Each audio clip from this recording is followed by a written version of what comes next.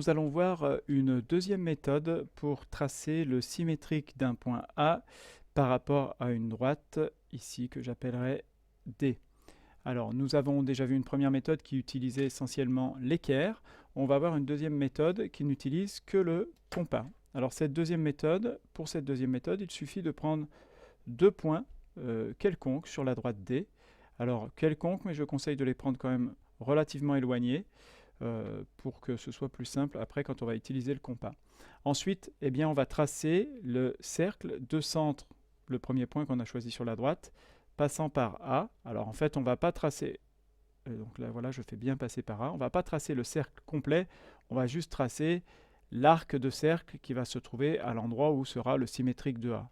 Et visuellement, on sait très bien que le symétrique du point A va être dans cette zone-là.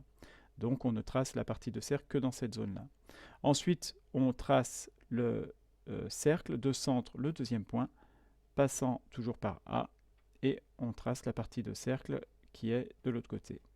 Et le point qui se trouve à l'intersection de ces deux arcs de cercle est le point A'. Alors cette méthode est donc quand même assez intéressante parce qu'elle permet d'avoir le symétrique sans avoir à utiliser l'équerre, sans avoir non plus à rien mesurer.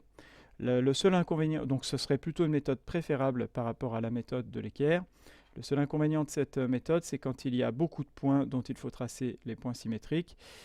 Parfois, les élèves peuvent s'embrouiller dans les arcs de cercle parce qu'on pourra avoir beaucoup d'arcs de cercle et on peut se tromper parfois dans les intersections. En tout cas, voici cette deuxième méthode que vous avez vue normalement en 6e et que vous pouvez aussi utiliser lorsqu'on vous demande de faire l'image de certains points dans une symétrie axiale.